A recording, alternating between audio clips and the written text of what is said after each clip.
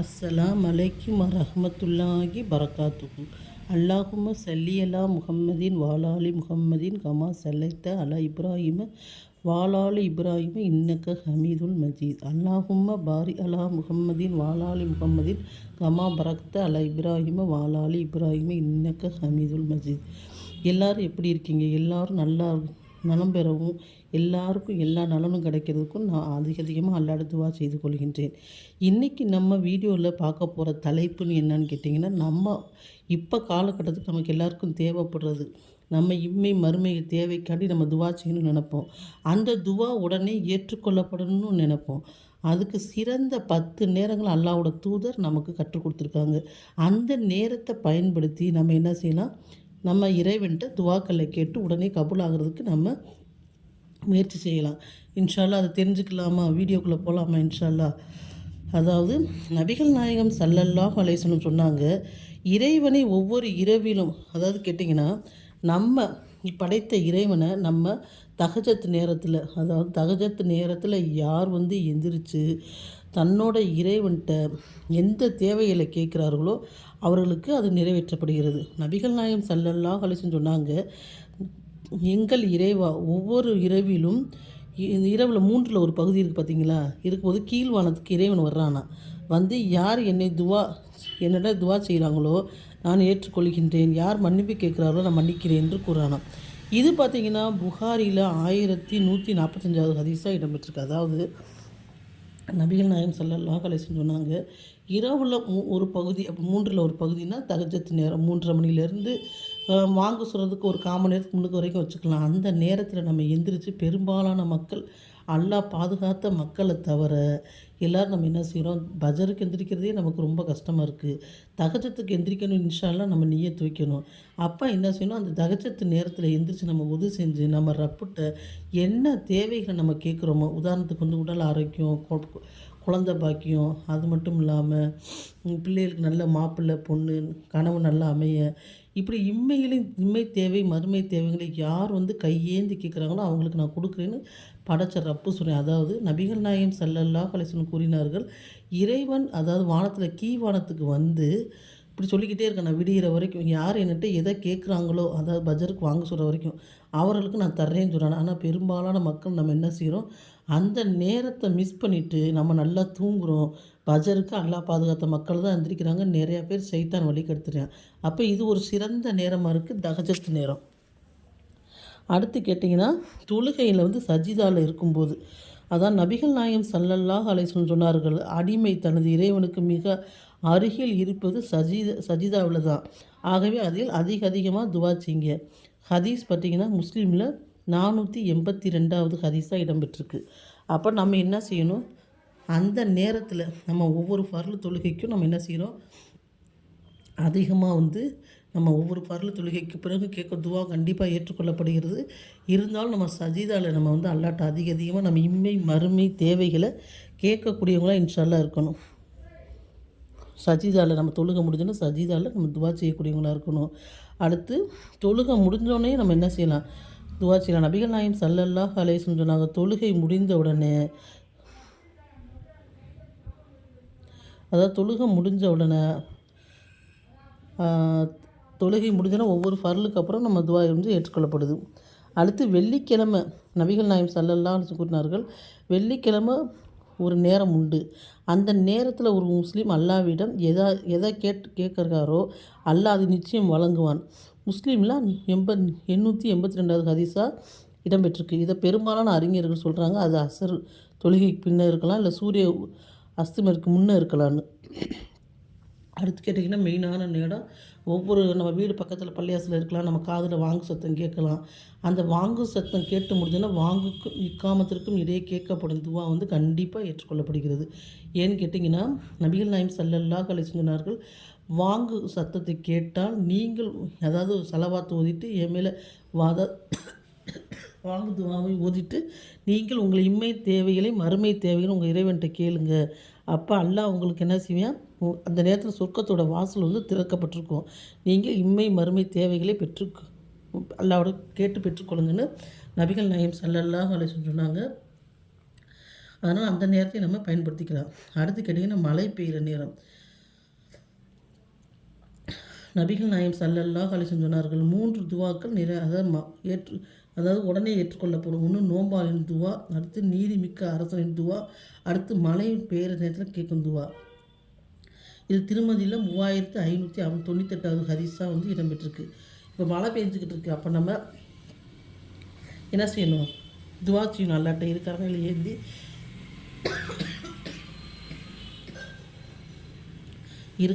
ஏந்தி நம்ம அல்லாட்ட நம்ம இம்மை மறுமை தேவைகளை கேட்டால் அல்லாஹ் சுப்ஹானஹு நம்ம தேவைகளை நிறைவேற்றக்கூடியவனாக இன்ஷால்லா இருக்கேன்.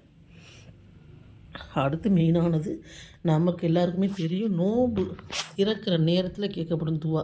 நம்ம என்ன செய்கிறோம்? பெரும்பாலான மக்கள் பெண்கள் என்ன செய்கிறாங்க? நோன்பு திறக்கிற நேரத்தில் அடுப்படியில் போய் நான் விதவிதமாக வடை சுடுறேன், விதவிதமாக சாப்பாடு செய்கிறேன்னு அந்த நேரத்தை வீணடிக்கிறாங்க.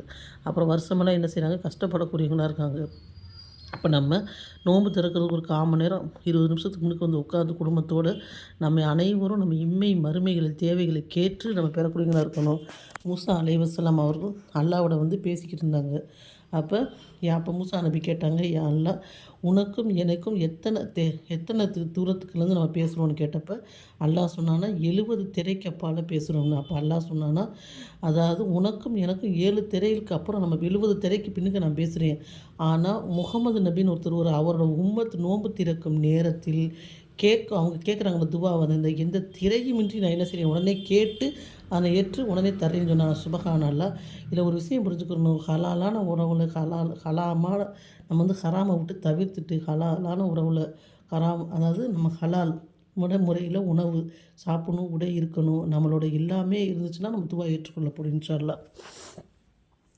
அடுத்து கேட்டேன்னா, நமக்கு ரொம்ப சிரமமாக இருக்குது, நம்ம ரொம்ப கஷ்டப்படுறோம். அதாவது கஷ்டப்படுறோம்னா, ஒரு கஷ்டம்னா நோயை வச்சுருக்கலாம், பணத்தை வச்சுருக்கலாம், பிள்ளைகளை வச்சுருக்கலாம், ஏதோ ஒரு நேரத்தில் இருக்குது. அந்த நேரத்தில் நபி ஸல்லல்லாஹு அலைஹி வஸல்லம் கூறினார்கள், சிரமத்தில் துவா செய்தால் அல்லாஹ் நிச்சயம் பதில் தருவான்.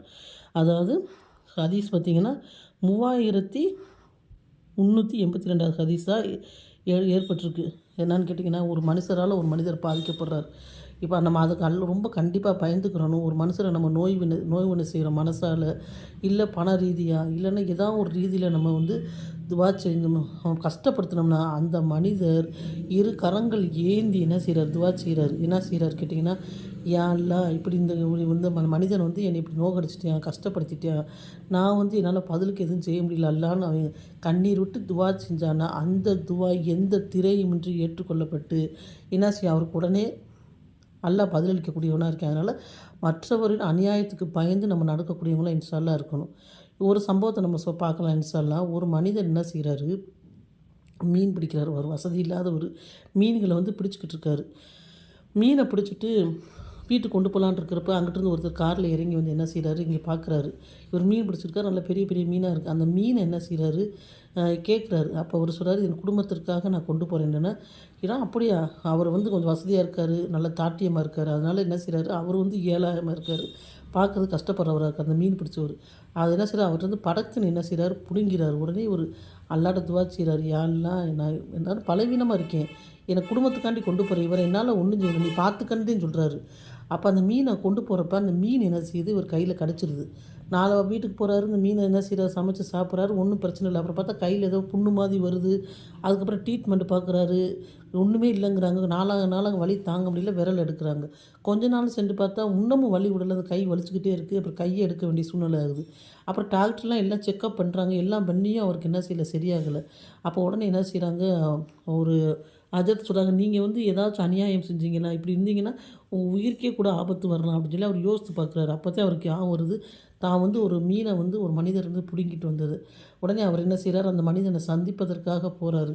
அவர்கிட்ட என்ன கேட்குறாரு, நான் உங்கள்கிட்ட மீனை பிடிங்கிட்டு வந்தப்பறம் நீங்கள் என்ன செஞ்சீங்கன்னா, நான் ஒன்றும் செய்யலை, என்னோடய ரப்பிட்ட பொறுப்பை ஒப்படைச்சிட்டு நான் எப்பயும் போல் வேலை செய்ய ஆரம்பிச்சிட்டேன்னா.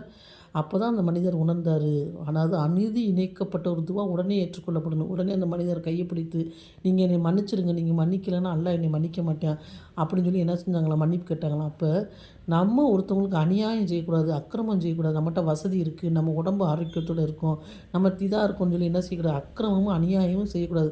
இப்படி அநீதியில் இருக்கப்பட்டவங்க பற்றி பேசினா நம்ம நிறைய பேசிக்கிட்டே போகலாம். எல்லாம் பாதுகாக்கட்டும். அதனால் நம்ம என்ன செய்யணும், ஒரு மனிதர் பார்த்தா தன் மகனுக்கு பெரிய தடபுடலாக விருந்து வைக்கிறாராம். விருந்து வச்சு சாப்பிட்டுட்டு இருக்காங்களாம். அப்போ வந்து ஒரு இல்லாத மனுஷன் வந்து உட்காந்துன்னா அவர் பந்தியை விட்டு எழுப்பிட்டாங்களாம். அந்த பசி, அந்த பசியில் அந்த மனிதன் வந்து பசியோடு உட்காந்துருக்கேன். அவரை சாப்பிட்டதுக்கப்புறம் கூட ஏதாவது சொல்லியிருக்கலாம். பசியோடு இந்த மனிதன் சொன்னான்னா, இப்போ நீ சாப்பிட விடாம அந்த அந்த பசியில் அந்த மனிதன் என்ன பேசணும்னு தெரியாமல் நீ எந்திரிச்சிட்டீங்க, எழுப்பி விட்டீங்கல்ல, இதே கல்யாணத்துக்கு நான் இதே மகன் இறந்து நான் 30க்கு நான் வர்றேன் அப்படின்னு கோவத்தில் சொல்லிட்டு போயிட்டாராம். அதே மாதிரி நல்லா இருந்த மாப்பிள்ளை கல்யாணத்துக்கு கொஞ்சம் 2 நாளோ 1 நாளோ சென்று அந்த மாப்பிள்ளை இறந்து போகிறாராம். நல்லா பாதுகாக்கட்டும். அப்போ அந்த அன்னைக்கு 30ஆம் நாள் காரியம் நடக்குதாம். அப்போ அந்த பணக்காரர் சொல்கிறாராம், "இன்றைக்கி பாருங்கள் அவர் வருவா" அப்படின்ட்டு. அவரும் தற்செயலாக வர்றாராம். அப்போ அவரை பிடிச்சி, "நீ ஏன் இப்படி பேசின வச்ச?" அப்படின்னா, "நான் அப்படி வேணுங்கன்னே பேசலை. எனக்கு சரியான பசி, வேறு வழி தெரில. பசியோடு நான் வந்து உட்காந்தேன். நீங்கள் எப்படி நீ சொன்னோன்னே என்ன அறியாமல் அந்த வார்த்தை வந்துருச்சுன்னு" சொல்லி சொன்னானா. அப்போ நம்ம என்ன செய்யணும், நம்மகிட்ட வசதி இருக்குது, நம்ம உடம்பு ஆரோக்கியத்தோடு இருக்கோம். ஒருத்தவங்க பலவீனமாக இருக்காங்க, அவங்க வசதி இல்லாமல் இருக்காங்கன்னு அவங்க மனசு நோகடிக்கிறது, அவங்கள துன்புறுத்த நினச்சோம்னா நம்ம விட்டுருவோம். அவங்களுக்கு பழிவாங்க சக்தி இல்லாமல் இருக்கலாம். அவங்க இறைவன்கிட்ட முறையிட்டாங்களா, அது இந்துக்களாக இருக்கட்டும். அந்த விஷயத்தில் அல்லாஹ் வந்து இந்துக்களையோ முஸ்லீம்களையோ பார்க்கல. அந்த துவாவை மட்டும் அல்லாஹ் பார்க்குறான். அதாவது அது பாதிக்கப்பட்டவங்க துவாவை மட்டும் அல்லாஹ் பார்த்து ஏற்றுக்கிறான். அடுத்து கேட்டிங்கன்னா, பயணம் செய்கிறப்ப நம்ம வீட்டை விட்டு வெளியே போனாலே முசாபிர். அப்போ நம்ம வெளியே போகிறோம், ஒரு பஸ்ஸில் பயணம் செய்கிறோம், ட்ரெயினில், ஃப்ளைட்டில் எதுலேயே பயணம் செய்கிறோம்னா, அது அந்த பயணத்தை நம்ம யூஸ் பண்ணி பஸ்ஸில் உட்கார்ந்த உடனே நம்ம நமக்கு தேவையான அல்லாஹ்வை புகழ்ந்து, நபிசுல்லாசம் புகழ்ந்து, நம்ம இம்மை மறுமை தேவைகளை கேட்டோம்னா அது உடனே ஏற்றுக்கொள்ளப்படுகிறது. இது பார்த்திங்கன்னா ஹதீஸ் பார்த்திங்கன்னா திருமதியில் வந்து பயனாளின் துவா வந்து ஏற்றுக்கொள்ளப்படுகிறதுன்னு போட்டிருக்கு. அதான் 3448வது ஹதீஸாக வந்து இடம்பெற்றிருக்கு. அடுத்து பார்த்திங்கன்னா ஜிம்மா நாள் வெள்ளிக்கிழமை குரான் ஓதின பிறகு கேட்கும் துவா. குரான் ஓதிய பின் துவா வந்து ஏற்றுக்கொள்ளப்படுகிறது. திருமதியில் ஹதீஸ் 3473வது இடம்பெற்றிருக்கு. ஜிம்மாவுடைய இரவு, அதாவது வியாழக்கிழமை இரவு துவா முதல் நாள் வந்து நம்ம காப் சூறா ஓதுறோம், இல்லை ஏதோ ஒரு சூறா ஓதுறோம்னா பொதுவாகவே துவா குரான் ஓதிட்டு நம்ம துவா செஞ்சோம்னா அது ஏற்றுக்கொள்ளப்படுகிறது. அப்போ அதையே நம்ம பயன்படுத்திக்கிறணும். அப்போ இந்த நேரங்களை நம்ம வந்து என்ன செய்யலாம், பயன்படுத்திக்கலாம். இந்த 10 நேரங்களை ஃபஸ்ட்டு தகஜத்துடைய நேரம், அது வந்து கடைசி பகுதியில் வந்து கேட்கும் துவா, அதுவும் புகாரில் இடம்பெற்றிருக்கு. சஜிதாவில் கேட்கும் துவா முஸ்லீமில் இடம்பெற்றிருக்கு.